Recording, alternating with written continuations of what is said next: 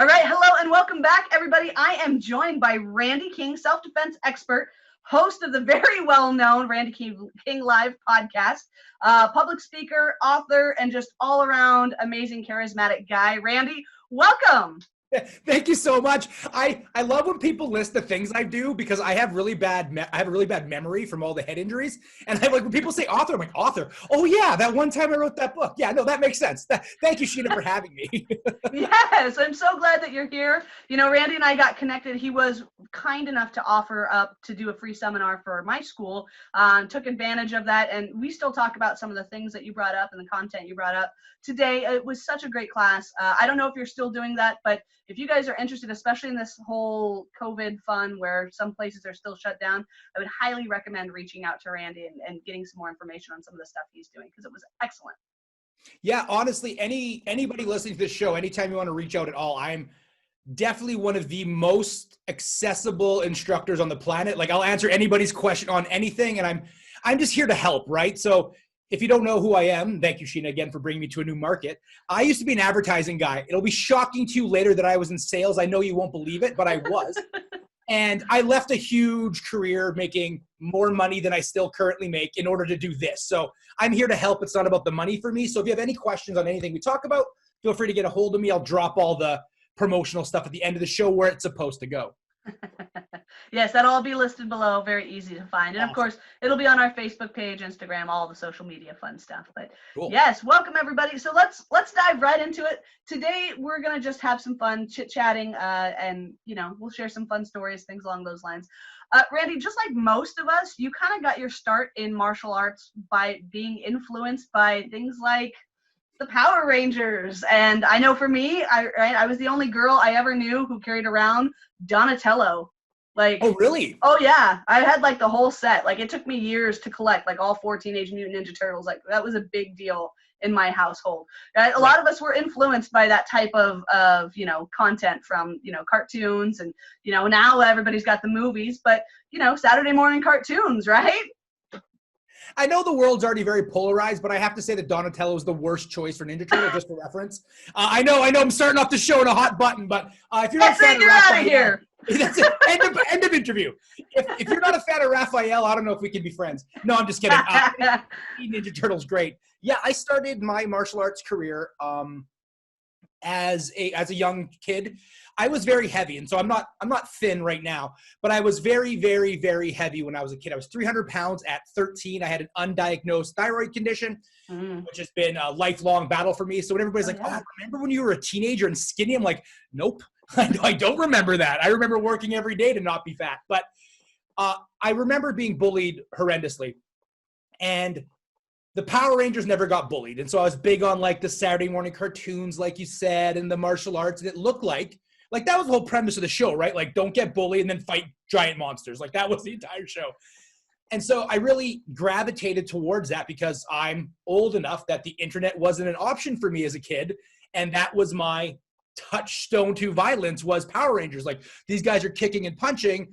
That's what all the movies tell me. So I want to do that. So I started at about 10 years old in Taekwondo. I had anger issues when I was young. The comparison I like to make is all the happy I have now used to be angry. So all this like, ha ha ha, was like, I'm really angry, chip on my shoulder. And so my grandmother actually is the one that put me in martial arts for the first time. So I owe her a huge debt of gratitude. Yeah. And then started doing that. From there, and I talk about this a lot on a lot of shows, but it bears repeating.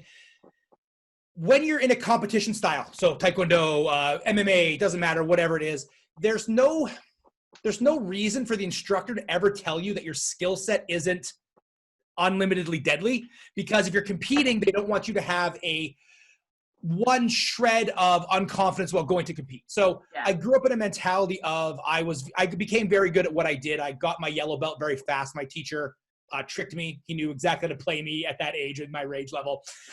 Told me I was too fat to make it and I would never get to the next level. And I was like, I'll show you. And then he like nodded. I was like, son of a bitch. And so, so made it to black belt, did the thing, competed, had some national level trophies, whatever. I'm a Canadian. There's only 35 million of us, so it's not that big of a deal, but did really well. And then decided to become a bouncer. And then all of my reality was squashed. So I say that the wave of my ego hit the cliff of reality and it broke apart into 1,000 pieces. So tons of things happened during that. I won't totally talk all the way through this, but that was definitely my first touchstone into real violence. And then throughout my career, I've been very blessed / cursed in constantly thinking that the wool was pulled out from under my eyes, only to realize there was a second, third, fourth cap there as well, that I had to keep shredding back these layers of myth. Yes. And I'm sure you'd agree. I feel like those people who actually consistently train and go through real situations, right? Those are the people who want to become as peaceful as possible, right? And recognize really quickly, like, I don't know anything. I know a little bit of something and it helped me survive, but I'm going to keep learning and continue to learn, as opposed to people who will sometimes maybe hang their hat because they've gotten a black belt in one art and that's kind of their thing, and that's fine if that's who you are. I wouldn't recommend it. I would say keep learning, but that's just me for your consideration. And I agree with that. In my experience, I've been very blessed to be able to, I've taught all around the world. I trained in the Philippines for 2 months in 2011. Like, I've done a lot of really cool, like, the things you do as a martial artist, like to go to the origin of your art and the travel and teach thing. And I think one of the most commonalities of it is I find the really dangerous people tend to be the friendliest people in the room, because A, they know they're dangerous, but B, because they understand violence so much, they also understand that anybody can have a good day and take them down. So there's no need in testing the water all the time. And violence is one of those weird things where, like, the less experience you have with, the better you think you're going to do. In no other thing do people think, like, if you've never gone swimming before, you don't think, like, I'm maybe Michael Phelps, I'm probably fine. You don't know my mentality about swimming. But for some reason, violence has this, like, this assumed intrinsic DNA level that, like, oh, if I train, I don't need to train in it because of whatever mythical thought process you think you have. And it's a fascinating situation with it. And I'm constantly trying to fight it, because so small dogs tend to bark the loudest. Not always. There's some very dangerous people that are also very aggressive. Don't get me wrong. But if they're highly trained and dangerous, usually they're pretty friendly people. So I agree with your statement. Oh, absolutely. 100%. And I'm sorry, if you're listening, going crazy is not a tactical plan, just so you know, right? Like, actually get I've heard that I don't need training, I just go crazy. Or I get the people who all constantly will call, I don't need training, my so-and-so is military, law enforcement, Delta team, whatever. I'm like, do you carry them around in your pocket like bite size and then you just expand them when there's trouble? Like, what are you thinking here, right? I love it when people outsource or give away their own authority for self-defense, right? Like, they're like, oh, my husband, brother, uncle, sister, Amazon warrior, secret squirrel ninja, can't even talk about it but you're right, they're not in your pocket, they're not always there. Yeah. I have a daughter, and like the first time I held her, the cards in my head reshuffled on, like, just how I can look at the world. Things are different now. I can't just do what I used to do, for example. But also, like, realizing that, you can try and be the scary dad, but I'm not going to be with her all the time. So if I'm not with her all the time, that means she needs to be the person in charge of her own authority. And I think that people get this wrong, right? They think they always try to outsource the safety factor to as fast as possible, right? One quick tip in order. So, I watched a insert instructor video here, and so I'm safe now. You're like, no, it's a constant thing. Again, it's weird. People have such a strange view of violence. That's why I call all my products Realities of Violence, because just the cultural take on violence in a world where violence is very uncommon, until recently, obviously, but was very uncommon. It's just like kind of like vaccines, right? Like, when you forget how bad polio was, it's easy to say vaccines aren't needed. When you forget how bad violence is, it's easy to think it's not important. You can outsource it, but I think there's going to be a shift kind of on that in the future here. Yeah, I think that shift is coming real quick. I know I'm seeing it. We talked about this earlier. We had riots all weekend long in our area. And, for leads, what we would generally generate in about a week, we got in about a 5-hour window.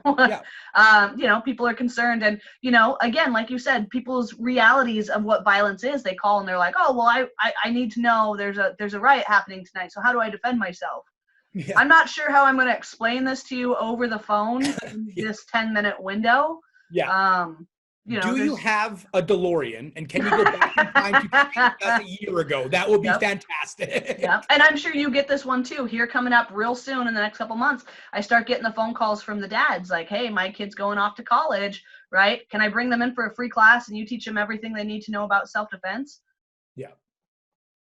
If I could teach somebody everything they need to know about self-defense in an hour, this would be a completely different industry. I wish I had that capability, but I don't. I'm sorry. Or you would dominate the market and put all of us out of business because that level of information transfer is just non-existent. And like I said, it's that disconnect that people think. They think that it's because violence is usually the least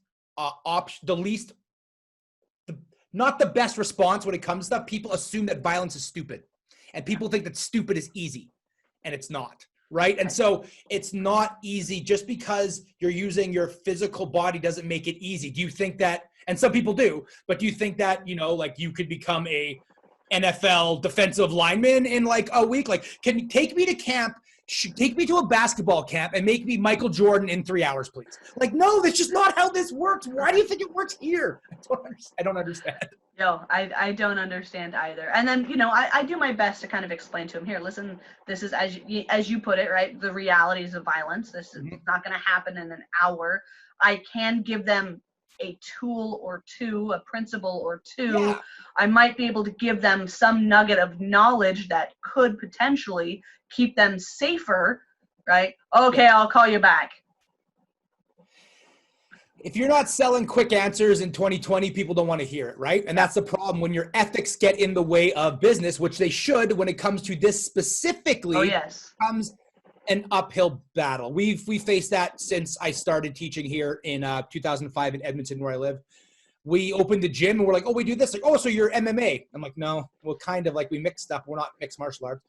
And they're like, oh, then what's the point of learning this? I'm like, well, there's a whole bunch of other stuff that's not just kicking, punching, and choking. And because our culture is just not there yet, they don't understand that self-defense is an entire strategy that includes pre, during, and post the situation. And that, like, honestly, if you get into a fight outside of a sudden ambush, you made some mistakes, probably, right? Like, you could have done better. There could have been better options. And we want violence to be the last answer. But also, if you do have to use violence, I want you to be damn fucking good at it so it doesn't last that long. And exactly. You can work within the parameters of the law so you don't end up in jail because you overperformed due to adrenaline and fear in a situation.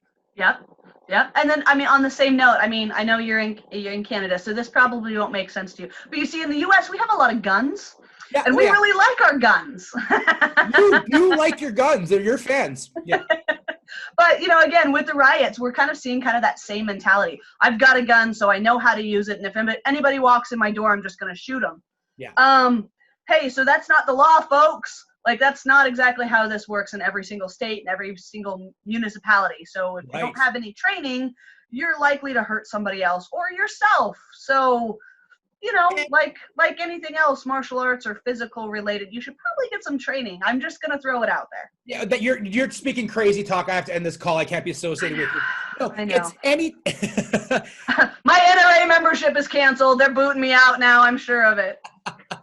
Anytime people, the term that I use is talisman mentality. Mm-hmm. Anytime you give away all of your thought process of something as a talisman, right? So whether it's, let's use coronavirus as an example, right? All the people that thought, and I'm not picking on any Christians at all right now, but all the people that thought that they could go to church and not get sick because Jesus would protect them, that's talisman mentality. There were plenty of smart Christians out there like, well, let's just wash our hands. God gave us free will, right? So there's a lot of options in that, but I want people to understand that if you put that mentality on anything, it's a bad idea, including a gun.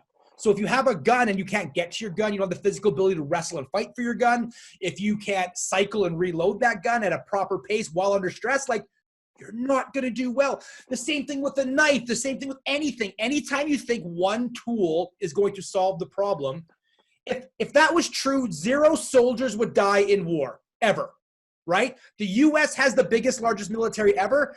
If technology or talismans were the thing that would protect you 100%, there would be 0 casualties, and we know that's blatantly not true. Yeah. So anytime you put a talisman, anytime you have this one magic thing that gives you all of your strategy of everything else, it usually falls apart under pressure. Usually.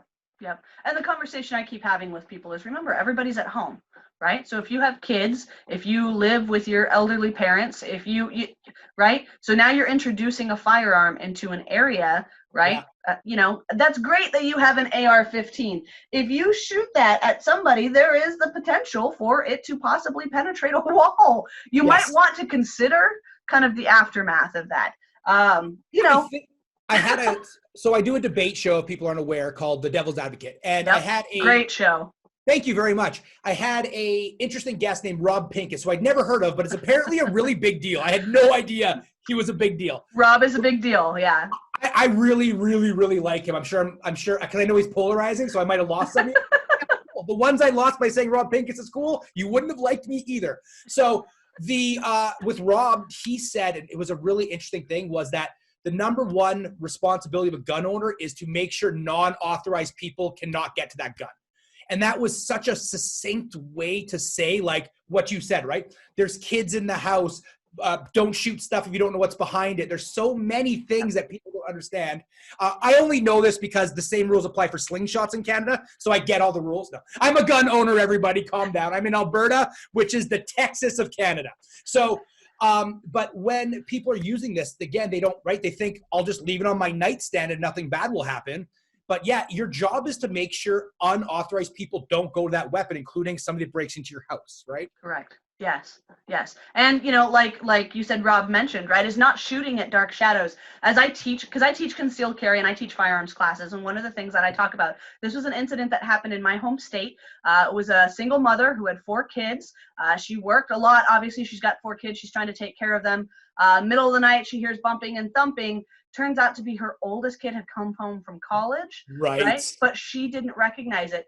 Unfortunately for both of them, kiddo was wearing earbuds, and so as mom is shouting, hey, turn around, get out of my home, doesn't hear, because what do we know teenagers do, right? Yeah. They're home, music's on, everybody else is asleep. She shoots a kid. I mean, the psychological backlash, that alone, that's something I talk about. One of the things that's not talked about enough when it comes to self-defense, I know you have questions loaded about this, but I'll start like kind of edging us towards that discussion, is people don't talk about the aftermath enough, and Tammy's really good at it, but one of the big pieces of aftermath that people don't talk about is the cultural backlash of what's going to happen, right? So look at I couldn't even imagine the guilt, shame, what ifs that happen if you shot your own child by accident, but also the stigmata she's going to suffer for the rest of her life, that scarlet letter it put on her, culturally speaking, especially if she's in a more liberal state or region, that's going to haunt her the rest of her life. That's never going away, unfortunately, right? Yeah. And so, yeah, everybody likes to spout from the rooftops, it's better to be judged by 12 than carried by 6, but is it better to be judged by 12, found innocent, lose your job, get fired, have a red mark, not be able to make money for your family, people abandon you, you become homeless? Like, people are very short-sighted when they think about this stuff, and it's a real problem in the industry from my perspective, because the people that are saying it look a lot like me and sound a lot like me. And I'm one of the ones like that is saying different things, but I'm only one of, and there's so many people saying the opposite. They're spouting this commando mindset, paramilitary garbage, teaching soccer moms to snap necks at a road rage incident. Like, you're whoa. There's so much we need to know about scaling this up and scaling this down, and realizing that it's not the movies. You don't get to be Jason Bourne, get in a fight, and then pick up the hot chick in the next scene. You just don't. You got to go to speech therapy and shit after. Like, it's a lot happens in these situations. Yeah. And, I had Andrew Bronca on, who's one of the world's most leading experts in self-defense litigation, right? And so him talking specifically about, even if you do everything 100% right, there is still a chance, criminally or civilly, you're going to lose a lot. Right. Like, what if it's election year and they're trying to make a point with you, right? Like, there's so much cultural stuff that's going to affect this. Yeah. Oh yeah. So I mean, what is it to survive a situation like that, only to become bankrupt and have your family removed from you and not be able to be employed? I mean, there are so many considerations that have to be taken into this when we're talking about using a firearm or a tool, or heck, even just our hand-to-hand combat, right? Because we've seen incidents of that as well, where somebody claims self-defense and it really wasn't, and they use their hands for a way that was excessive, and they get themselves in trouble. So people really don't understand that whole self-defense aspect of law, and it's one thing that I don't think, unfortunately you're not this person, but I don't think enough people are covering that in their self-defense classes. And it's funny too, because one of the biggest feedback pieces I get is, okay, dude, we already know that self-defense is a legal term. Like, but do we know that? Like, just because you're sick of hearing it doesn't mean other people haven't heard it. And also, people don't understand, this is more on the marketing side of things, but you need to repeat the stuff you're saying, and your fans, the ones you have all the time, might get sick of it. But you don't know when somebody's going to enter your marketing ecosystem, right? And so maybe they need to hear that when they jump in. I use Gary Vaynerchuk as an example. I don't know if you know Gary Vaynerchuk. You do. Yes. Okay. So Gary Vaynerchuk says 8 things. He only says 8 things. He says them a bazillion different ways, but he says 8 things. People still listen to Gary Vaynerchuk even though he's saying the same 8 things, because those 8 things are truths that help you get better, right? And so, like you said, and I think it's important, like when we look at this experience-wise, there's a reason there's so many self-defense instructors. All of us have a piece of this animal that is violence. And I'm really big on kind of doing the best I can to stay in my lane, or uplift people to get into a lane that I think needs to exist. Yeah. Hence the podcast, hence all the work I do with everybody trying to make people bigger and better, because I don't have all the answers. And the second I pretend I do, unfucking follow me. Because I've gone off the deep end and I'm starting to believe my own bullshit. And I'm now irrelevant in this industry because I'm no longer paying attention. And that's, I get people asking me all the time, well, how do you find a good self-defense instructor? My first answer is always the one who will admit they're wrong or don't know everything. Yeah. That's a really good indicator. I agree. If you've got a self-defense or martial arts instructor who knows everything, has all of the answers, and encourages you never to train somewhere else, run as far and fast as you can. I 100% agree with that. And that's anything. That's like if your doctor says they're 100% right, doesn't let you get a second opinion. Like this is the thing, right? Because martial arts has this magic about it, right? Like this like mystical quality where, you're going to find that Zen master that knows everything. And it's untrue. And the people that perpetuate that stereotype are predatory in nature, trying to control you, right? And so it's bad. Yes. Yeah. Absolutely. I'm so glad you hit on that. So I talk about that with some folks. I read a great book about the trauma aware self-defense instructor, right? And so they talk about some of that kind of stuff and recognizing that. And one of the terms they give is the white knight. Right. So that's that person. And if you've been in a martial arts school at all, you've seen this person. And this is the person who is always really kind of willing to work with the new people and kind of be kind or whatever, but still seems to keep an air of, I know more than you, or just listen to me, I know what I'm talking about, follow along with me. And they want to kind of guide and push people in directions, as opposed to, that's the instructor. Like, listen to what they're saying, that's the boss, right? And those people can sometimes, those are sometimes people who are predators hiding in plain view, really. And it's important to see that. Of course. The saying I like to use is every hunter hunts different, and every hunter hunts different prey. Yep. And so when you're looking at that, like whatever this person's looking for, they're going to want to gain access to. So if they're looking for fit young humans, a martial arts gym's a great place to find fit young humans doing stuff, right? So they might ingratiate themselves through a mentoring role in order to take advantage of that leverage, right? Yes. It's bad in classes, but that problem of the secondary coach syndrome, like the people that is exacerbated on seminars. So I don't know how many seminars you've taught at, but oh my God, the levels of it are so insane. So you'll see one of my favorites is the other instructor leaning against the wall, just shaking their head when you're talking. Like everything you're saying is wrong. Like that is horrible. And then seeing people like, this is good, but how we do it is, and they're like doing like a mini sales pitch for their system during your seminar. We had a guy come in, because I teach private lessons online and in person. And we had a guy come in, And he paid me, and I'm not inexpensive. He came in and paid me money to tell me about his system. He literally trained me for an hour. Like, he's like, I'm like, okay, so this is where we're going to work. This is the basics I like to do in the first session. And he's like, cool, can I show you some stuff first? I'm like, okay. And then that was the whole hour, and he never came back. I'm like, thank you, I guess, for paying me to listen to you. Like, that was weird, but it happened. Yes, no, I know, I train everywhere, and not only do I teach, but I train everywhere. And anytime I bring some of my instructors with me, because we do that quite often, I tell them, guys, don't wear any of our gear. Maybe the last day you can rep some of our gear, but I walk into every one of my training in a plain black t-shirt. Cool. I like that. Nothing on it. I'm not here as a representative of my school or my systems or the things I've learned. I'm here as a student. I have that white belt mentality, and I think that's something we should encourage more instructors to do, is really focus in on having that mentality. Wipe yourself clean. You're not there to represent your gym. I mean, unless you are, right? That's one thing. But if you're going somewhere to learn, show up ready to learn. Clear mind, open heart, ready to listen.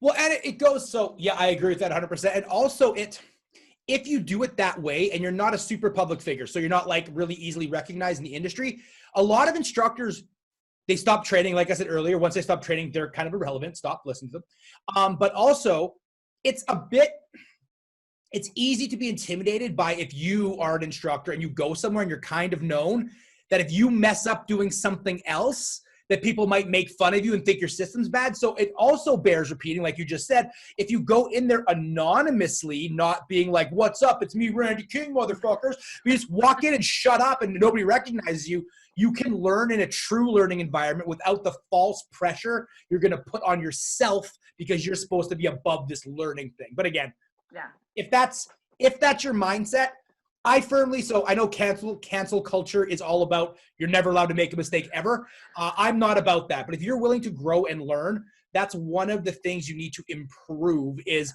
allowing yourself to be a student. And can I tell a quick story? Does that work? Yeah, please do.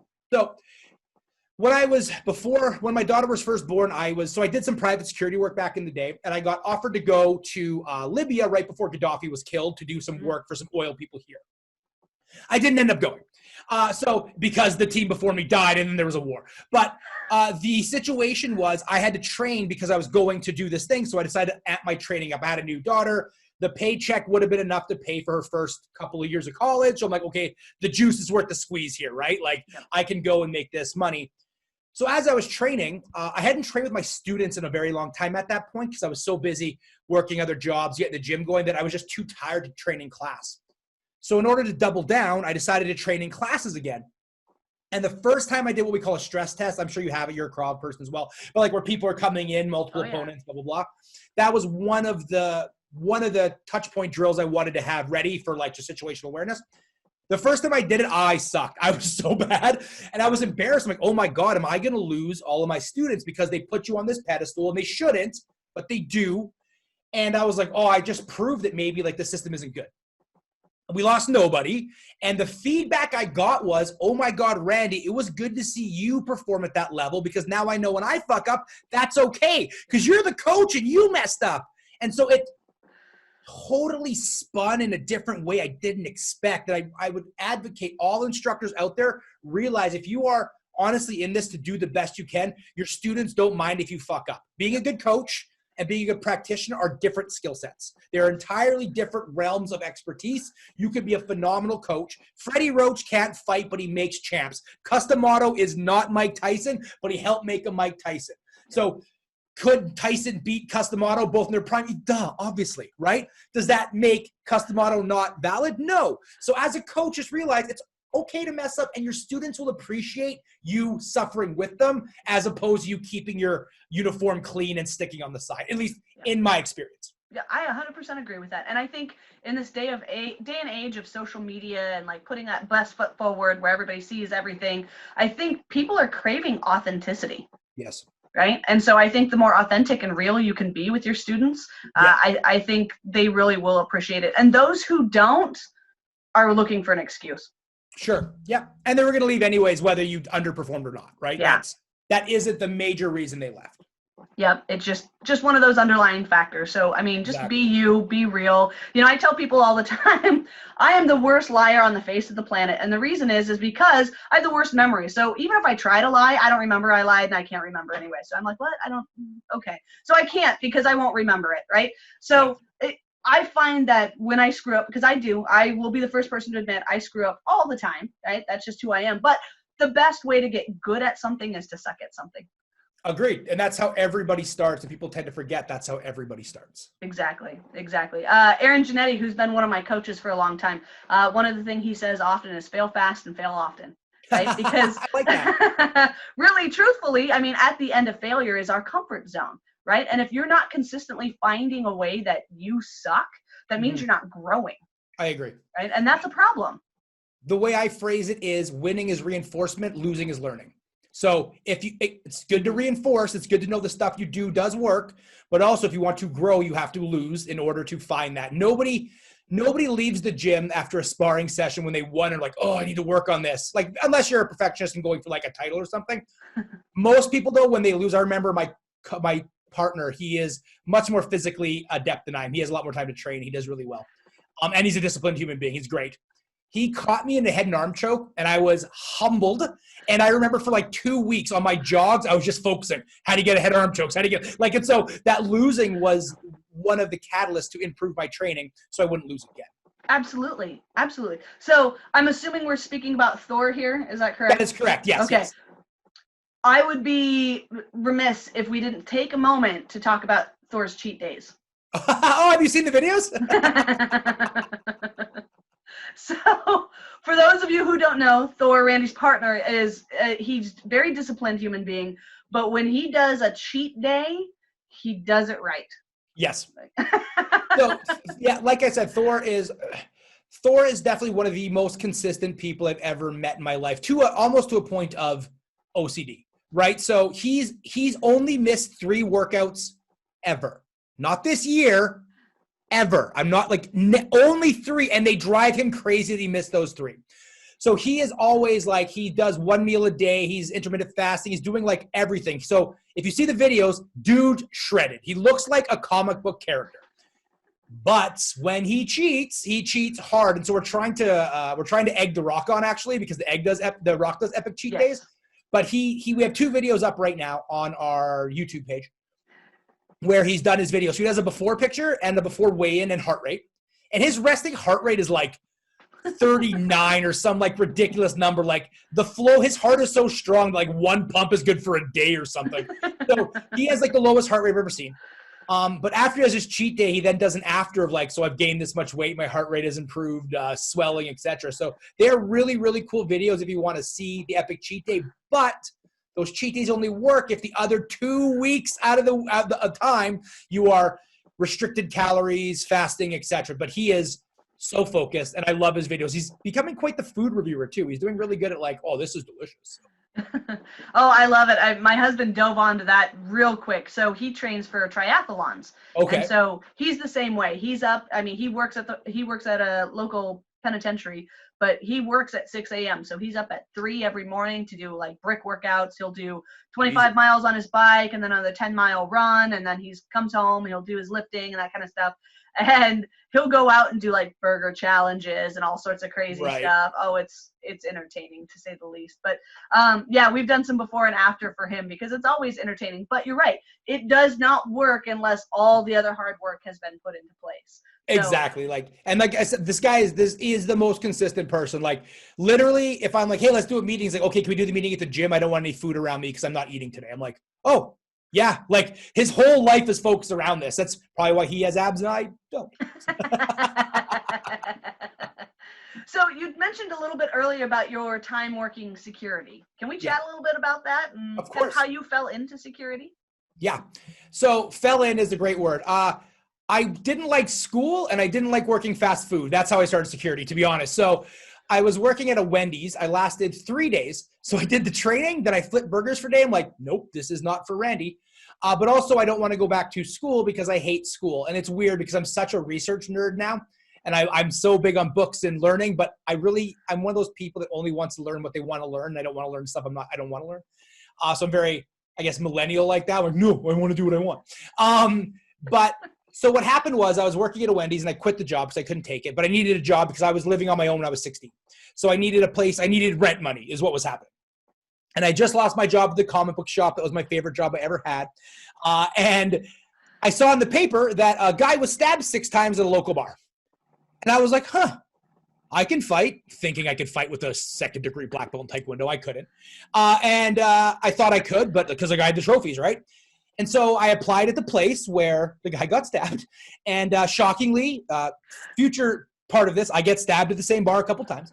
But I applied for the job and they got me the job. So I literally just kind of fell into it. I have a lot of very crazy stories from my years as a bouncer.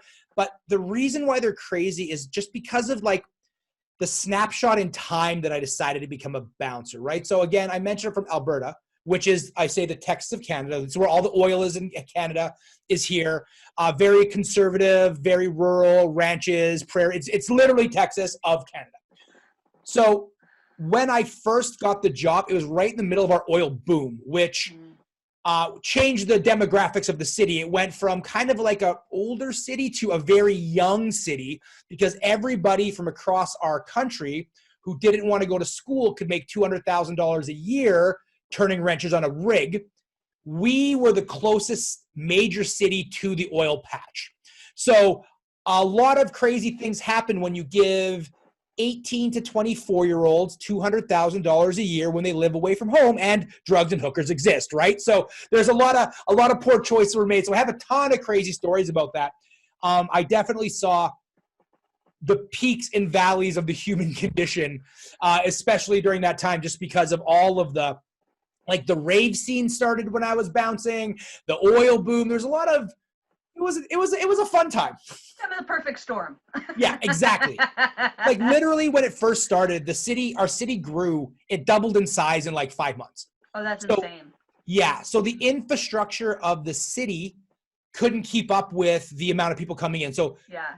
Literally, officers told us, they're like, don't kill anybody and don't fucking call us. Like, because there was too much shit happening. Oh, yeah. Organized crime was moving in. It was insanity. Yeah. So we had a little bit of a Wild West time, which would never happen again. Like, the infrastructure's there. So when people hear my stories, they sound far-fetched, but it was just a very interesting snapshot. And I just want to preface that in case we're telling stories, because they sound fake unless you understand the whole scenario. Yeah. And I was bouncing. Yeah. Oh yeah, well, and real security work it's a different kind of beast, right? Yeah. Just with my background working private security, like I tell my stories and I'll tell some of my stories to people who've been in law enforcement for 20, 25 years. And they're like, I'm sorry, this happened where? The same city that I patrol? I'm sorry, what? I'm like, yeah, you probably came in later that night. Like, I don't know what to tell you, but yeah, things get crazy down there. And, real people, I'm not, when I say real security, I don't mean in that a negative nature, right? But there are different levels of security. The running joke for us was always, what's the difference between a security guard and a security officer? About $4 an hour. Yeah. Well, that's definitely one of the things, right? Like, such an underpaid profession, because people again, right? If you don't remember polio, you don't think you need a vaccine. If your security crew is doing a good job, then accountants think they don't need as much security because, there's no reason to have security. And then all of a sudden the incidents go up. You're like, well, what's happening? Well, the reason it wasn't bad was because we had all of these people that we trusted. Yep. Then you got rid of them. That was but when the effect you're looking for is no effect at all, it's very hard to sell that. Yeah. Oh, absolutely. So you mentioned a little bit earlier. Let's talk about getting stabbed. Sure. So I've been stabbed a couple of times. So my joke is I've been stabbed 2.5 times. So I've been stabbed once in the mouth. I was 15 or 16. I think I was maybe 16. And that was my fault. It was 100% the dumbest thing I could have possibly done. Growing up in John Wayne movies, I was walking through a field, heard somebody screaming, went to go investigate. Guy had a Swiss Army knife, was assaulting a woman. And he pulled a knife and was shaking it in front of my face like this. And John Wayne movies, if they're shaking, they're scared, right? So I'm like, well, you're not going to stab me. You're shaking. And the guy's like, okay, and just stabbed me right in the face. Luckily, it was a Swiss Army knife. Got kind of caught, and I wrestled him, and it was fine. The other time, the .5, I got stabbed with a fork in my arm. And so the constant joke I've made a million times, my fans are probably sick of it, but for new people is the marketing guy in me wants to say I got stabbed 6 times, counting each prong of the fork. But I counted it as a half because it wasn't like really offensive. But the person came with like a negative grip kind of weapon down at me. We had him arrested in the kitchen, but not arrested like bound.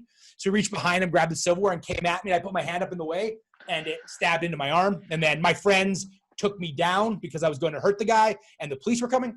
But the major one that I talk about is the one that kind of, I would say, started me on the path to what I do now, right? So that took me out of the sport competition arts into more of the reality-based stuff. And it was a Wednesday night. I was working at a bar. A guy came up to get into the bar. I told him he couldn't get in. Up to that, at that point in my career, I've been pretty established. People knew who I was. So I assumed compliance when he said he wasn't going to come in, even though he wanted to come in very badly. I took my attention off the subject because I thought he was listening like everybody else did. But the guy was from out of town and didn't get the memo of how awesome I am. And so he grabbed me by my throat and started punching me. And I remember it like a slow motion movie. I remember my head moving. I remember all the thoughts that went through my head. And this story is the thing that connected me to Rory Miller as my mentor, who got me like invested in all this stuff. So I remember my head moving. I remember having the weird thoughts. I push the guy out. He hits a truck. He gets down. He comes at me with an overhand punch. I put my hands up in a manner that might get me sued by certain instructors, but I put my hand up in a manner that stopped the attack from coming in. Controlled the weapon, hit the guy, or controlled the arm, hit the guy. He hit the ground. I went to pick him up and tackle him. He reached in front of him, came at me again. Another bouncer came and he ran away. In all of this, there was a knife present, and I like to tell the story that way because that's my point of view. In my point of view in this encounter, there was no weapon involved. It was just some guy throwing the same standard things I've seen happen all the time at me. When he hit the truck and hit the ground, he actually pulled a pocket knife out of his pocket, and that overhand punch was actually a stab going towards my neck. Oh. Yeah, I stopped it. I controlled the arm. As I controlled the arm, we saw on the video camera, he tried to pepper me all the way down my ribs to stab me because I didn't have really good control of the elbow, but I had good enough control that he couldn't get the knife around to get me. Luck.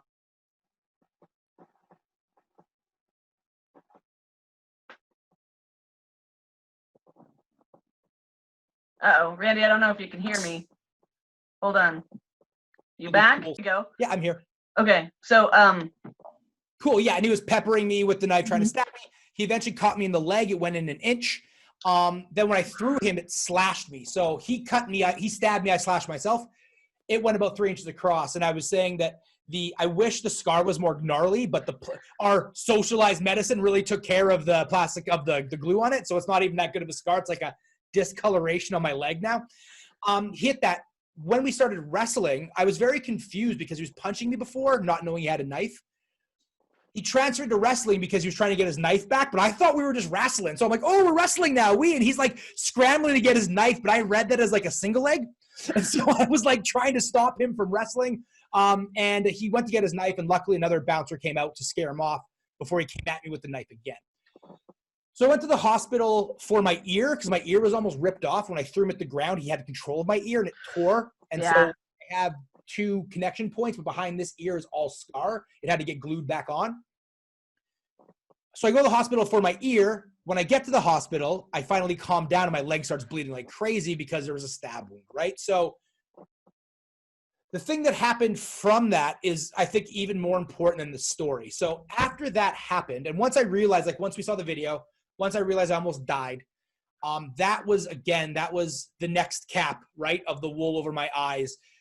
Because a 165-pound dude almost straight up murdered me while I was making $6.50 an hour working at a bar on a Wednesday. Like it was just so surreal, and it put me into a depression. I was depressed for about a year, where I just was like, I didn't train, I didn't work out. I was like, what's the point if some random kid to stab me?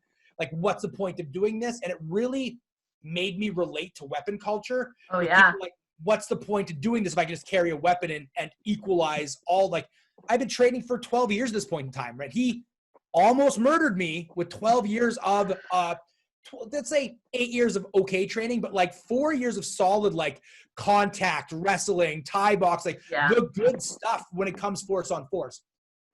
So after that year, I decided to get back into martial arts. And I'm a big reader, like I mentioned eventually. And that's when I found Roy Miller's book. And that kind of started this whole path, which made KPC, my gym here, what it is today, which makes me who I am today. That was the catalyst that kind of changed the way I view training. And then a couple other catalysts maybe switch it again. But that was the thing that put me on this path right now. So, question on that. Was he ever found and prosecuted? Nope, totally got away. Was from out of province, they believe. And he just tried to kill me because he didn't have ID and I wouldn't let him in. Like there was no, I wasn't even rude. It was just, you don't have ID, you can't come in. That was the thing. And at this time, that was relatively new in Edmonton. Before, they didn't really care if you looked old enough, they let you in. Yeah. We had just instituted a no entry policy without ID. And that's what got me straight up almost murdered. But also like, turn a frown upside down, changed my life, and put me on a much better path when it came to self-protection. Oh, absolutely. Absolutely. So, you said from all of that, that you didn't see it as a knife fight, right? At what point in time did you recognize, because I tell this to my students all the time, you can be stabbed and just think you were punched. Yeah. At what point in time did you finally start to feel the pain from actually being stabbed? Or having your ear ripped off, little things. So the ear was normal. That was fine. It was painful, but it's very superficial. It doesn't hurt as bad as you think. I was playing with it. I was flirting with a waitress. I'm like, oh, is this weird? Should I go to the hospital? And she's like, gross, right? Like stupid 1990 boy stuff.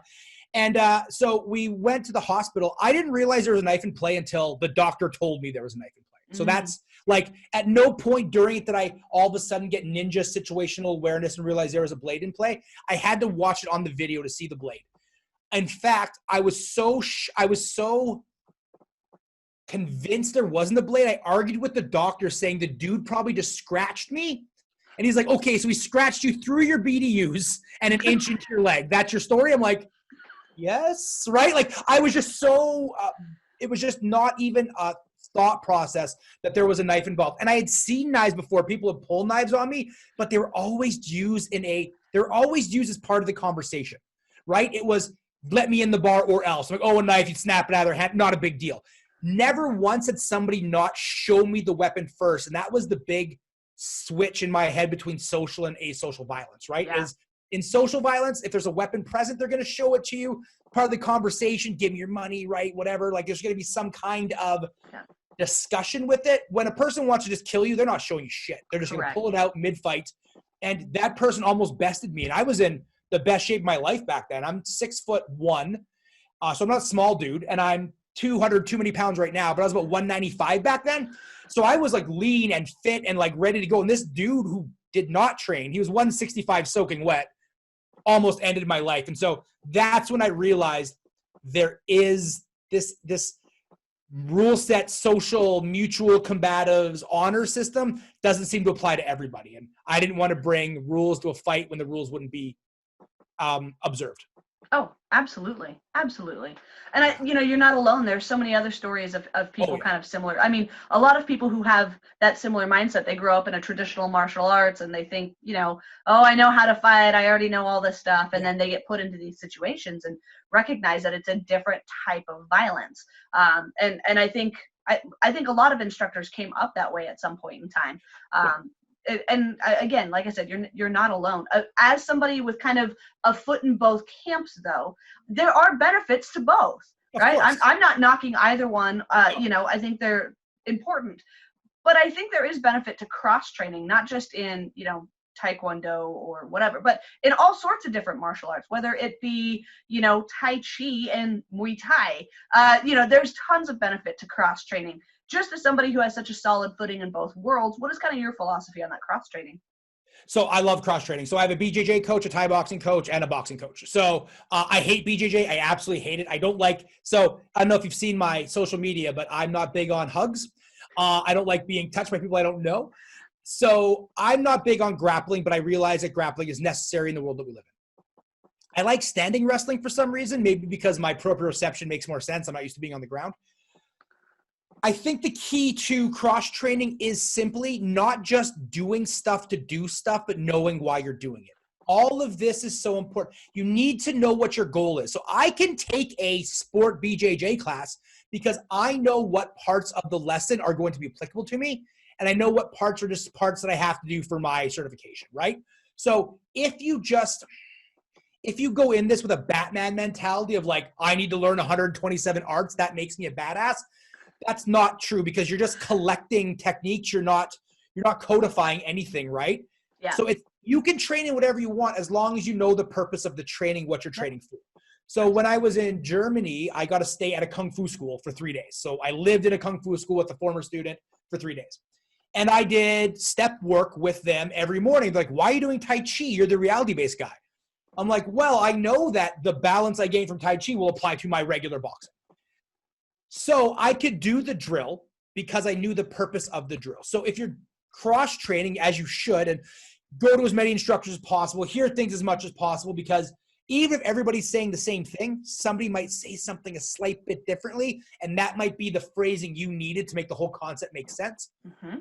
But when it comes to physical skills, if you don't know why you're doing what you're doing, then it's garbage. If you like go box and then you Thai box and you're switching between rule sets, and then you go wrestle and you're learning to smash your knee into the mat, and then you go BJJ, that's because there's no codified structure to your training or no goal. It's going to be very hard to access the tools when you need them. But I say this in all of my seminars, so it's going to be really important, I think. Technique is never the solution. Technique is the step towards your goal. So you can learn 100 techniques. Your goal will select what techniques work in that situation. If your entire strategy is looking for a technique in a street fight, you're going to miss all the gifts that are given to you by the person messing up, situational stuff, weapons of opportunity, or improvisation, just other things that you can pull out, gaining witnesses. But if you have an overarching strategy of, okay, I need to put this person on the ground to get away, then all of a sudden your techniques line up. Okay, now my cut kick makes sense into a catch, into a throw. So it's better when you're cross-training, just know the purpose of the cross-training. When I do wrestling drills and we practice slamming our knee into the ground, I still practice. I'm not going to be rude to the coach. But I know, in my head, I'm like, I would never do this. I'm programming in my head that I don't want to drive my knee into concrete. Yeah. Doesn't mean I'm being rude to my coach. I still do it. Yeah. But I understand why I'm doing it. And same thing, like I was at BJJ a couple days ago and we learned like this sequence that I'm never going to pull off in real life. But I was doing it because it's part of the curriculum. Yeah. But I knew on the way through, I'm like, okay, here's the place where I can maybe access this skill, this skill, this skill. So everybody who's training, why are you training? What is the purpose and what is the goal? Yep. If you have that on lockdown, obviously find good instructors, but your training will make more sense. That's where Tai Chi makes sense with Thai boxing, right? Yep. I've seen people do sticky hands with Thai boxing and they started punching each other and going into clinches. Now they're like, oh, that's Kung Fu and Thai boxing, or movement is movement is movement. They just know their goal. Yep. Yeah, absolutely. One of my favorite people to bring up when talking about cross-training is Todd Fossey, who's my firearms coach. So he's got a background as a Krav Maga instructor. He's done Muay Thai, and he now trains and grapples with the likes of Greg Nelson, who is fantastic. I mean, I'm sorry, everything that comes out of Greg Nelson's mouth is practically gold, right? But he goes with the entire purpose of, I'm a firearms instructor. I'm teaching civilians how to be able to access their firearm in these situations. So he'll hit these Brazilian Jiu-Jitsu classes or these Muay Thai classes or grappling and wrestling classes with this mindset. Of course, all the instructors he works with understand that's what he's doing. So there's some understanding and it's not just him kind of whatever. But with that mindset, because that's his goal, that's his plan, that's the entire reason he's training is to learn how to be better at accessing that tool. You know, he goes in and seeks out people. I mean, who in their right mind would have thought firearms? I know, Greg Nelson.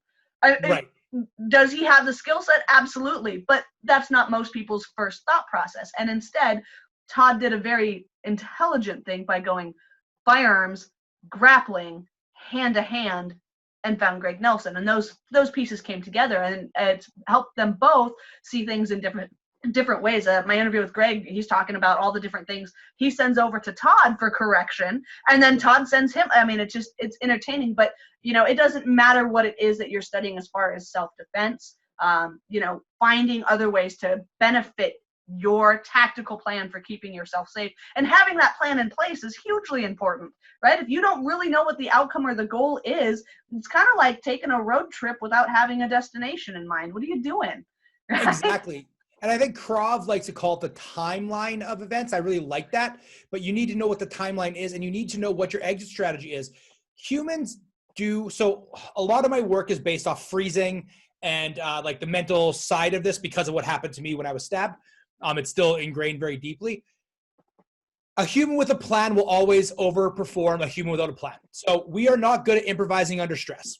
Correct. If there is a plan, even if the plan only has one rep, when your brain goes into a freeze state, it'll hit the place where it can go with that. So I use flight attendants as an example, right? So when you get on a plane, they always do the safety dance. The exits are here, the exits are here, the exits are here, blah, blah, blah, blah, blah. People ignore that. But the reason they do it is studies have shown the people that pay attention to that even one time, just one plan, do way better than people without a plan. Humans under stress with no structure fall apart. You need to have some kind of plan. And that plan can simply be going to a restaurant, seeing where the fire exit is, right? A great example, I had a house fire recently. In November, we lost everything to a fire. That's right, that's right. Yeah, I've had a crazy 2 years. So we had to move, but in that fire, luckily me and my daughter created a plan because our fire alarm in that building went off all the time. So it almost became like a Boy Who Cried Wolf situation. And so we were like, when we hear it, we should have a plan. So we made this plan. We made like this carrying case for our rabbit, but we also had a lizard and a fish, and we had no plan for those two. When the fire happened, my daughter wasn't with me, but my girlfriend was. And I was like, go get the carrying case for the bunny, throw him in here. So that plan kicked in, but the fish and the lizard didn't make it because we didn't have a plan for them, right? Yeah. My water bottle made it. My laptop made it because every day I leave with my water bottle and my laptop. So I grab those instinctually because habit and ritual will also come out under duress.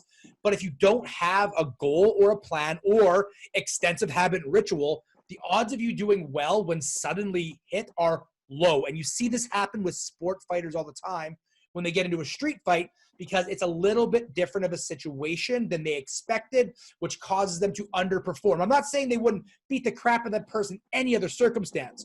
What I'm saying is their training did not line up, or their initial infrastructure in their brain was not capable of dealing with this stimulus. Yes. Yes, and I think a good example of that just recently, the situation that happened to Anthony Smith, where he talks about somebody breaking into his home, right? And I mean, he was a couple weeks out from a fight. Like, he couldn't have asked for a better time to fight somebody, but the dynamics shifted. This is inside his home. His kids are screaming. His wife was involved.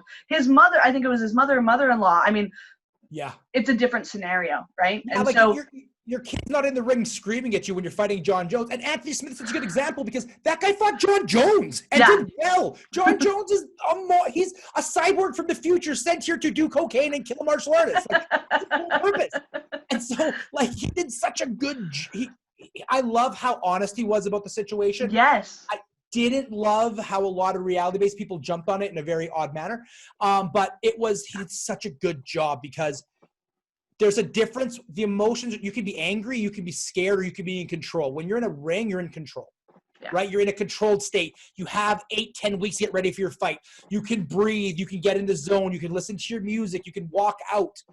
When you're just dumped with fear or adrenaline or anger, your performance is different. Your body does different things. You don't have that level of control, right? Oh, yeah. Oh, absolutely, right? The entire context is, it's controlled, right? You've got the referee, you've got the time. The fight will end. You know that the fight will end. It's timed, right? You've got support in the corner. And I'm not downplaying professional fighting at all. That is hard. No. Yeah. That's hard. It's, you know, it's really, I mean, those people who fight today are some of the most dedicated athletes on the face of the planet. I agree. Right? Fantastic. But as Anthony mentioned, they're not the same thing when we're talking about a self-defense situation, especially in your home. And, you know, sometimes we get people who kind of cross those over and act as if they are the same thing, and they're just not. Right? Look at, like, I don't know how old your listeners are. This is kind of an old reference, but the great Michael Jordan tried to play baseball one time and fucking sucked. Right? So and I'm not saying basketball is not hard. It is. I'm not saying baseball is not hard. It is. It is. But guess what? Skill set in one does not instantaneously transfer to skill set in the other. It's the same thing. Richard Dimitri, another Canadian self-defense guy, really, really cool. I really like his stuff. He uses the analogy that, like, while tennis, ping pong, and badminton look the same, they all have rackets and you move and there's a net.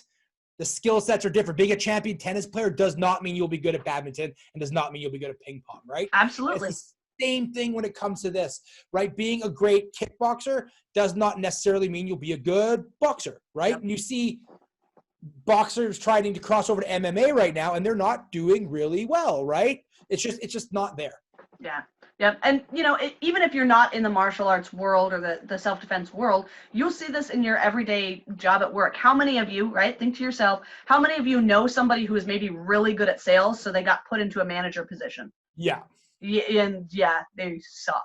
Right? Exactly. So just because you're good at one thing does not mean automatically you're going to be good at another thing. And this is something I talk with my law enforcement about. Like, just because you pass the academy and you are top of your class doesn't mean you get to stop going out and seeking additional training or different ways to, reach out to the community or communicate with people better or just be a better officer in general or be a better shooter or better at defensive tactics. I mean, just because you're done with the academy doesn't mean you're done. Yeah, that clearly should be the case. Unfortunately, unfortunately, it's not. I think it's called expertise bias, right? But like, I don't understand why people listen to Eddie Bravo about anything other than jiu-jitsu. I have no fucking clue why, like, oh, Eddie Bravo's good at choking people, so he must know aliens exist. I'm like, how does this sink in your head? But humans like to believe if somebody's good at one thing, they're good at all things, and it's a fallacy. It's not true, but people like. Anybody that quotes Eddie Bravo to me about anything other than beating a Gracie, I'm like, what? I don't care. Like, I don't care. What are you talking about? The entertainment value alone of him talking about flat Earth. Oh, Eddie Bravo. Just keep joking. So you mentioned a little bit earlier about working with Rory Miller and the whole Violence Dynamics team, which is such a great, phenomenal program and team. And I mean, just some of the best minds coming and meeting in some of the same place. Can you talk a little bit about how you got involved in that? Yeah, I wormed my way in is how I got in. So I'm taking notes over here, just so you know. I'm sure. Yeah, no, please follow me. It's the best way to get in. So it started off, Violence Dynamics started off with Casey Keckheisen. He is the founder of Violence Dynamics, the seminar. Violence Dynamics is a chapter in Roy's book. So they first called the seminar Thug Whisperers. That was the name of it. And it was Mark Daniel McYoung, another grandfather of the industry. Grandfather's going to love that. Grandfather's super old. Sorry, Mark. Grandfather of the industry. And then Rory Miller. And Rory was actually so Mark to Rory would effectively be a close comparison to me to Rory right now.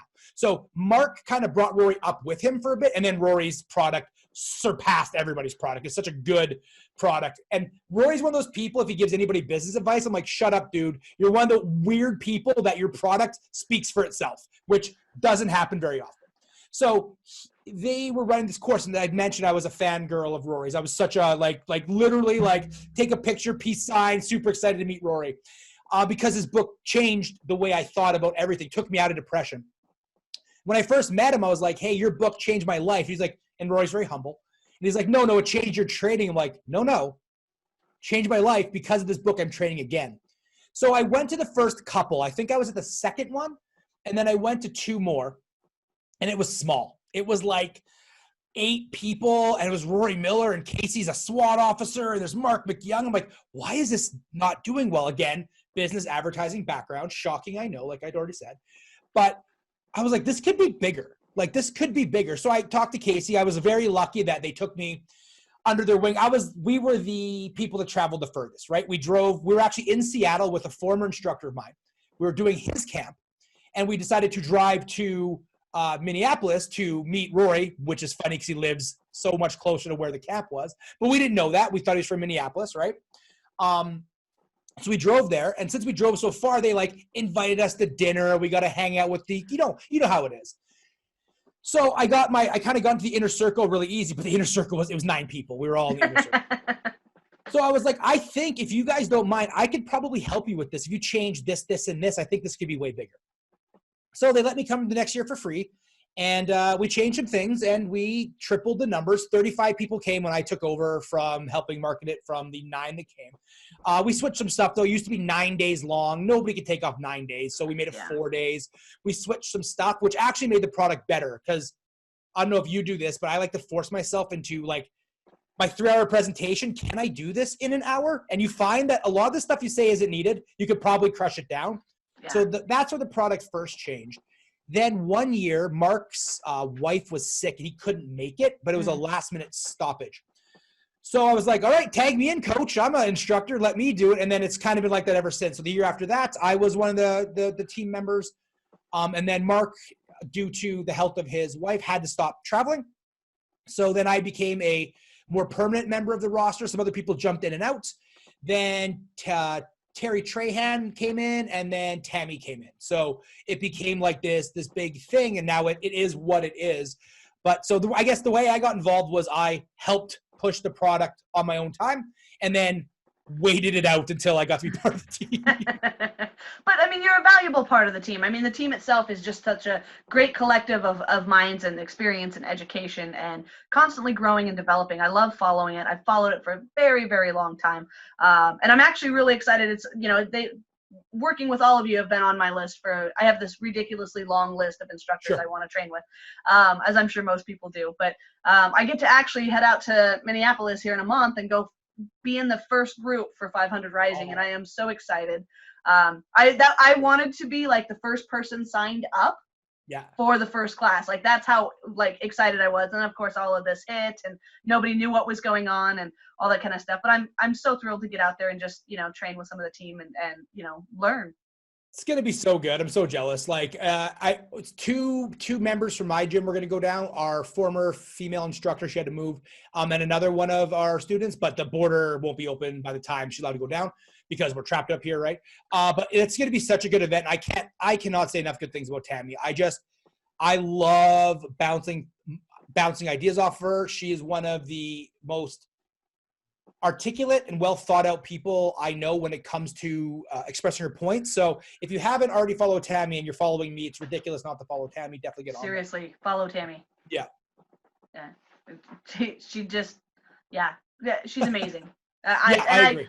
I had a hard time when I interviewed her because I was like, I'm such a big fan. I can't really talk. I don't know what to say, and she was so kind and chatted with me for so long. She's just really such a wonderful person. But speaking of Tammy, I actually reached out to her because I wanted to see if I could maybe squeeze a story or two out. And she gave me one specific story about discovering a blind spot of yours. Do you know which story she's talking about? Can you tell us a little bit about that? So I discover blind spots all the time. I think the one she's referring to is the one that I did the video on, where I did like a full video debrief of it. But it might be, and if it's not, I'll tell this story and that story. It might have been the one. So I teach as a martial arts self-defense instructor, I have one of the biggest demographics I've ever seen for like people that I teach. So I teach martial athletes, I teach Fortune 500, I teach youth at risk, I teach on reserves. I have clients that are former and current sex workers. So I teach everybody, anybody willing to learn, I'll teach. So one of the biggest learning experiences in my life was teaching on the reserves here in Canada. The culture is very different. The things they experience are very different. But the blind spot that I saw was, and I think this is the story she's talking about, is I was up there teaching, and I definitely come from a place of I'm a big white straight dude, so I don't have to think about a lot of extra stuff all the time. And I'm very aware of it, but still there's gaps in my ability because the life I get to live just being lazy and existing. So I got really good at the time at being aware of women's needs in training, which then for some reason came from a pot of me paying less attention to men. So I was so hyper aware of like not spiking trauma. I was so hyper aware of not using gendered language, not being sexist, not using casual racism, which I used to be really bad for, not in a hateful way, but in a like just make a joke, thought it was okay and it wasn't kind of way. That all my attention was on that basket, that I grabbed a student who was a large male. And I was like, okay, cool. So, this guy is an awesome student. I'm going to use you as the demo guy. And I kind of told him he was going to be the demo guy. I didn't ask him if he wanted to do it. And there's a whole thing with white people telling First Nations what to do. He didn't want to be impolite, so he agreed. I took the fact he didn't complain to me as that was okay, not realizing that the power dynamic meant he couldn't complain to me. We did the seminar, and so we did the whole seminar. He was great the whole time. But at the end of the seminar, I put him in a position. We were working groundwork. And so I was like, okay, so you're on the ground here. I need you to get in this position. He was being really weird about it. I should have read the room better, but he was a bigger, larger, stronger, younger male. So I put a toxic, like, he's fine, he'll get over it kind of thought process on him. And I made him get into a position he was very uncomfortable with. And I was like, he's going to be fine. So he gets through the seminar. He does the whole thing. He's really weird at the end of it, but it was the end of the seminar. I'm like, okay, cool, everybody. Great job. Thank you very much. And I was subcontracting with a company called Paradigm Self-Esteem. Fantastic company. Does really great work on the reserves, teaching like self-esteem, self-confidence, how to manage money. There's phenomenal. I'm so happy to get to work with them. And so I left. So I get home and I'm enjoying an alcoholic beverage, as I like to do. And I get a phone call from the person who hired me. And she informs me that the position he was uncomfortable being in was literally the position his sister was murdered in 3 months ago.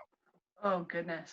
So I forced a person to recreate the death of their sister because I wasn't paying attention to the cues he was very obviously, now that I think back on it, giving me.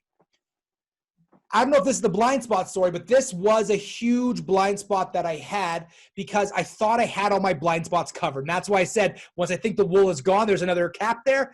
I thought I had it figured out. And so I actually, if you want to link it on this, I'll send you the link. I did a whole debrief. I'm very emotional in it, but I did a whole debrief on what mistake I made, what I could have done better, what the issue was. And like I said at the beginning of this podcast, I'm all about teaching people about my mistakes because I'm lucky to have a position in the self-defense industry that I'm known enough that if they hear people like me making these mistakes, then other people are like, oh shit, that anybody can make these mistakes, right? Absolutely. But it was definitely it made me realize that trauma knows no gender, color, race, species. It's for everyone, unfortunately, and we all have it in certain areas, and it made me much more trauma aware when it comes to training. But that was one of the blind spots, but so many, right? Like hearing stories, like during the things that are happening right now, my friends of color are shooting messages to me about stories I'd ever heard before from them, which is opening my eyes.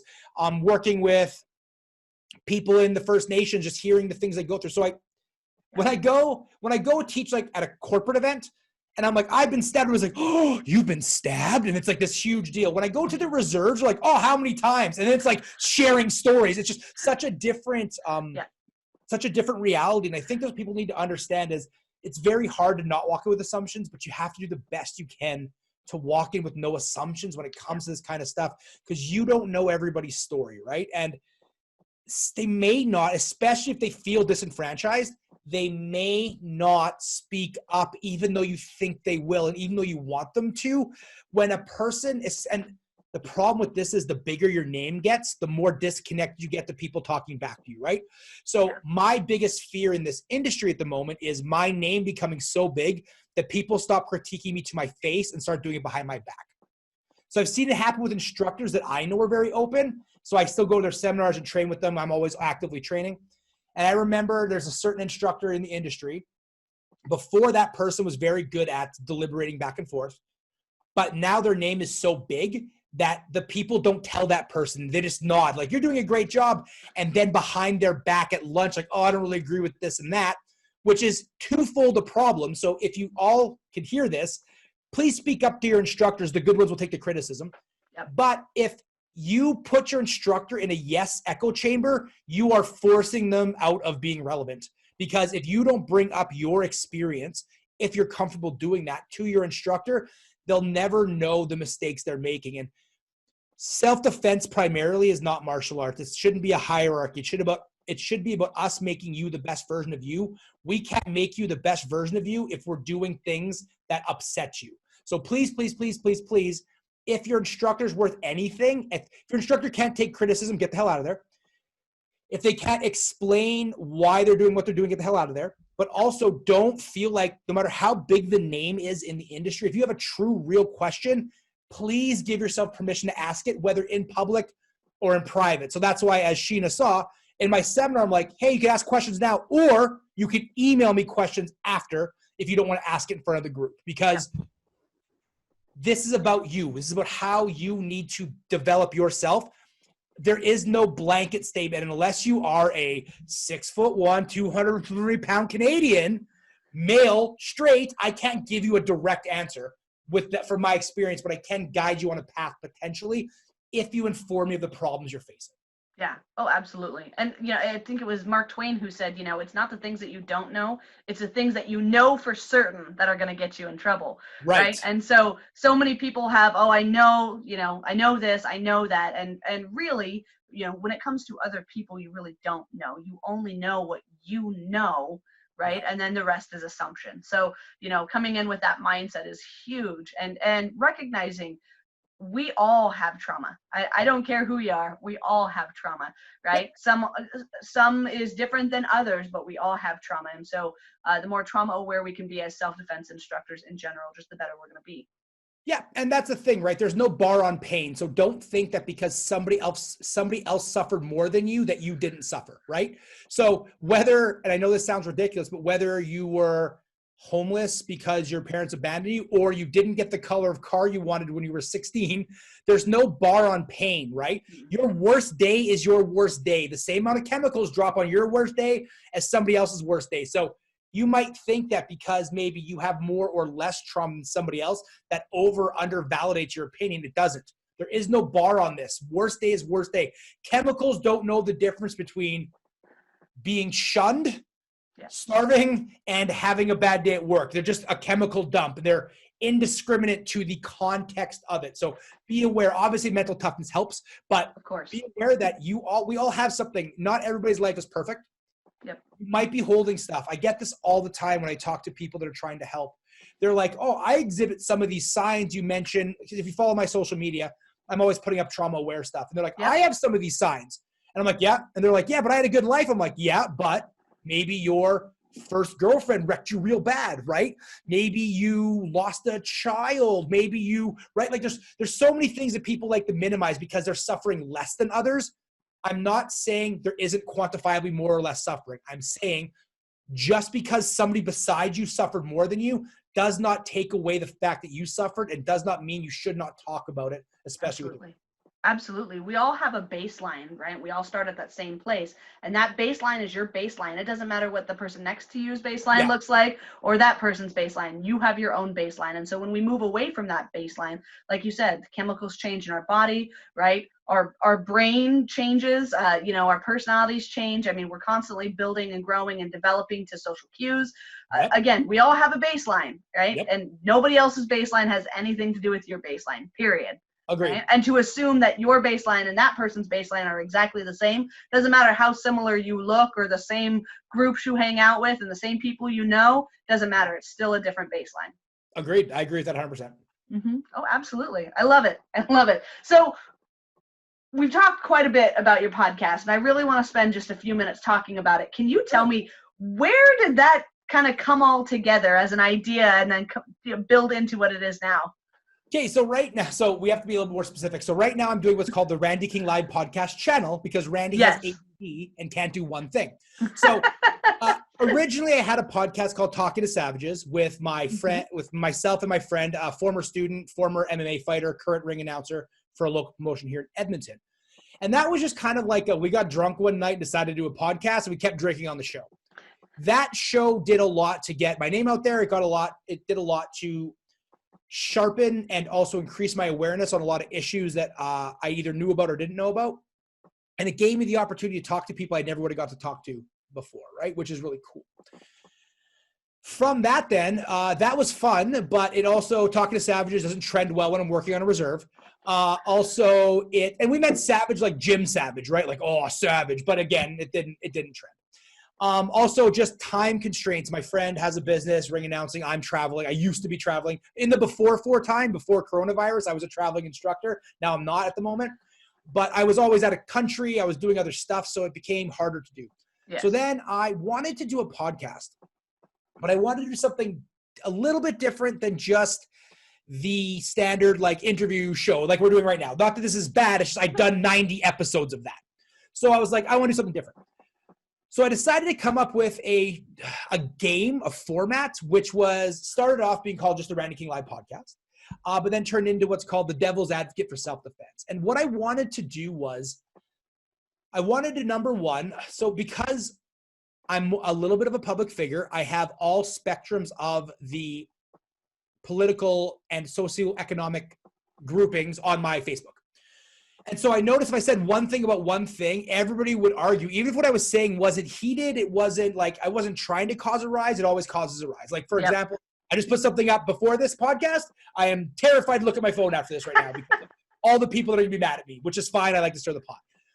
So I was like, okay, so I need to show people that we can have discourse without hating each other, right? Like, we need to be able to debate things. And also I need people to know that just because I don't agree with you on a lot of stuff doesn't mean we can't be friends, right? I don't agree with That's a lost art. Pardon me? It's a lost art to be able to have those conversations. It is, and especially in a world where safety's on the line like self-defense. So I thought maybe if I could create some kind of apparatus in order to have this happen, we could change the dynamic. It didn't work. But so what it was I decided, like, I wanted to come up with a topic and then debate the topic from both sides with just facts and understanding without using logic fallacies, hooking people, getting people in the way. So I did some Google research, found a debate format, found some logic fallacies. But the other thing that was really cool about it was because I was always taking the opposite side of the guest, because I wanted the guest to feel comfortable, right? Because a lot of these shows are gotcha shows, right? And so everybody's like, are you attacking? Like, listen to the show. I don't attack anybody ever. It's all about the discussion. But I decided that I want to do it.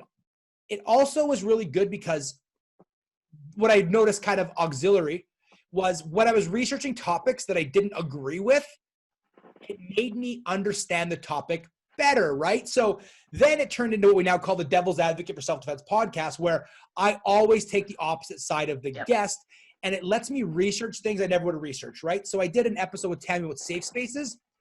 The research actually switched my opinion on safe spaces from what I thought to what I read. I'm like, oh, maybe they are more needed than I thought, right? And so that's the cool thing about it is I want people to, you have to look at both sides of the argument. If you can't understand the other person's point of view, unless the person's insane, if you can't understand the other person's point of view, you don't really understand the problem. You don't have to agree with them, but intellectually, you should be able to get to a point where you get why they're doing it. And I'm going to use a little heated thing right now. I know the riots are happening there. I do not agree with people do not agree with people looting. But I can intellectually understand that if you believe a capitalist white government is messing you up, that stealing people's shit from capitalism would be a way of civil disobedience. I get it. I don't agree with it, but I can understand that thought process, right? Yep. And that, I think, was one of the most important steps I needed to take on my journey, was understanding things from more perspectives. Because number one, the show has made me more articulate in the way I describe things, because I have the logic fallacies constantly running in my head from, I've done like 42 debates. So from the 42 debates of it. And then, that's kind of where it started. So that's the Devil's Advocate podcast. Then, and it's going really well, but unfortunately, people still don't want to be on the show. So you're welcome to come, Sheen, if you want. The first one I listened to real quick was Chris Green from Invictus out of Beaverton, not far from me. Right. So because him and I know each other, and I was like, oh, Chris is going to be on the show. I got to listen. And that was the first one I listened to. Awesome. Yeah, Chris is great. It's interesting. So then now that was going well, but booking guests is hard. And as you know, consistency and content is the most important part of marketing. So I decided during the Corona shutdown, I didn't really feel like debating, right? So at the first 3 weeks of this here in Canada, like, I didn't know, I'm like, am I getting a real job again? Did like everything I built over 10 years get destroyed through something no fault of my own? Like, if I would have drank it away, it was my fault. I could have accepted that, but I didn't. Yeah. So when you've done everything right. Yeah. Right. Exactly. And so I was like, okay, I can't do this. So I decided to start a second show called the What the Fuck Was I Thinking podcast, where we tell stories about people under high stress. And I started it off as like let's tell dumb stories and then analyze dumb stories, because people fuck up all the time in self-defense situations. But now it's becoming kind of cool. We just had a woman on the show named Megan Sheck.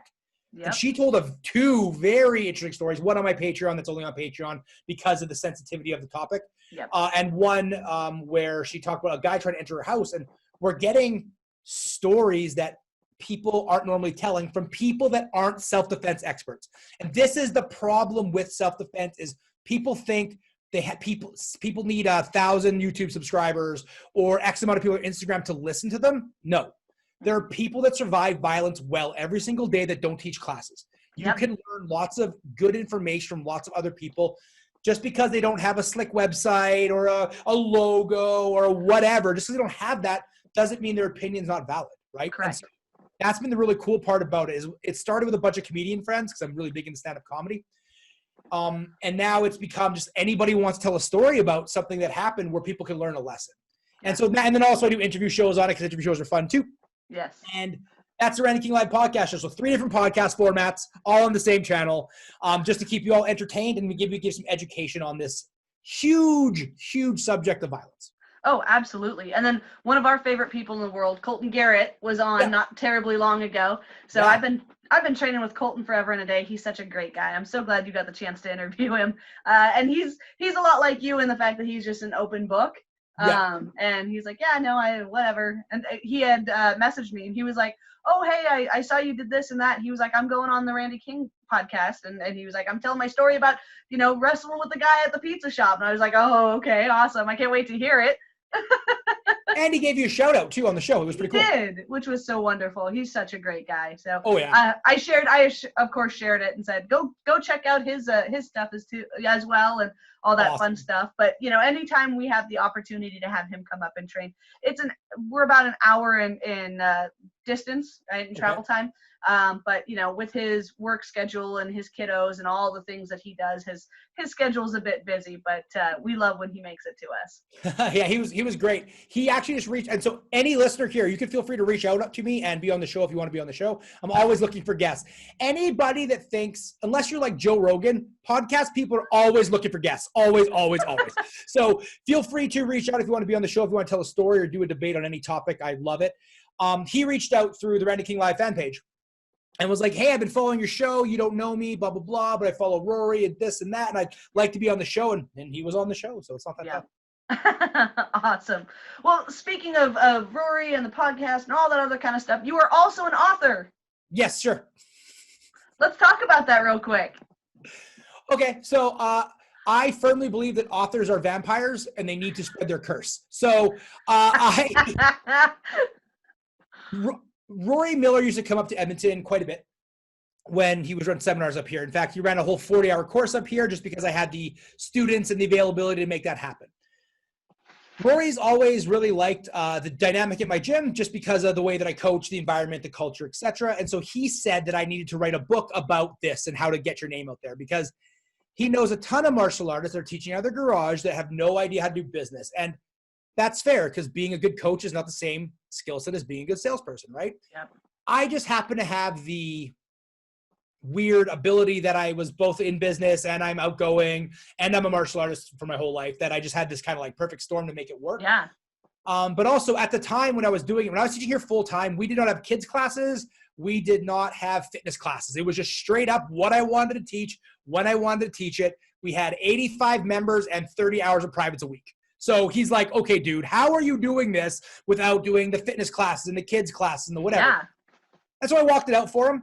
And he's like, you should make this a book. And so I ended up making it a book because he asked me. So the book is called Selling Out Your Level of Comfort. I don't have a copy. I forgot I lost them all in the fire. Selling Out Your Level of Comfort. You can get it on Amazon, of course. And it's just like a really, really simple how to start a gym kind of under your own initiative with your own message without having to do all the things that all the gurus out there say, like do this and do that and have a black belt club and have this. You don't need that stuff if you're good at what you do and your message is there. And I'm sure you're all good at what you do. That's why you do it. And so it just has some worksheets and some ways to maybe clear up your messaging. And one of the biggest things I want everybody to understand is messaging is so important. Like the amount of hypocrisy I see on the internet all the time where people say one thing about one situation and then something different about a different situation that's very similar is frustrating. Having a clear message and knowing, just like with your self-defense, knowing what the goal of your business is going to help you. If your goal is to make money, that's way too generic. Yeah. Right? You could, there's so many different ways to make money. You're going to get paralysis by analysis of all the different revenue streams you can make, right? But if you sit down and be like, why am I doing this? What is the purpose of this? Why even me? Why should I even have a gym when there's a gym down the road? Yeah. Once you get that focused, it makes such a difference. So the book is a short read. And if you read it, it sounds like I'm talking to you because that's how I wrote it. And it just has worksheets on how to get it working. And then always the offer out there. If you have any questions on how to run your business, feel free to ask me. That's what it is. So it's on Amazon. There's a second book coming out here soon, which is Realities of Violence. It should be out in September. And it's more of my book in the self-defense realm. So it's not going to be like, it's going to be kind of in the same vein as Meditations on Violence with a lot more updated stuff and kind of my view on things. But that is coming out soon. So look for that as well. Wonderful. I'll definitely be first in line for some pre-order there. You bet. Oh, thank you. Well, Meditations on Violence is such a great book. I mean, I don't even want to compare them. They're going to be different books. I'm just saying it'll be like that. It'll be an overview is what I'm saying. It's not going to be meditations. Please don't set the bar like that. But no, if it's in the same realm with some of the same understanding and that kind of stuff, then it's going to be worthwhile. So it's such a great book. My members will laugh at this. We have what we call the Krav library, right? So I have a huge pile of books that I've read through and other people have donated and whatever. And then we have the Rory Miller section. Right, yeah. As it should be. Roy's so good. Oh, yes. Very good. Very good. So excellent. Well, Randy, I just want to thank you again so much for taking the time out of your day to chat with me a little bit. For the people listening at home who would like to train with you or talk with you more or find all the information about you, where would they find that? Sure. So I love my name. Go to randykinglive.com. That's the main hub for everything. You can find the podcast there, my Instagram. But everything's at Randy King Live. Look for the book. Look for our first online course coming out called Realities of Violence, 8-week deep dive. Very, very intense with video lessons, solo training challenges, feedback loops, case studies. It's a pretty huge behemoth coming out. If you're looking to upgrade your soft skills, that'll be out soon-ish. So just pay attention to that. And you can get a hold of me at any social media except TikTok and Twitter. I hate Twitter, and I'm not cool enough for TikTok. So, but you can get me on Facebook. You can get me on Instagram. You can get me on email, randy@randykinglive.com. Like I said, I love my name. And www.randykinglive.com is where you can book me for seminars or ask for online training or whatever you're into. Awesome. Well, again, thank you so much for joining us today, and can't wait to share all the information you've got coming out and read your new book and just see all the amazing things that you'll be doing over the next few months. Cool. Thanks for having me, Sheena, and anytime. This was super fun. Wonderful.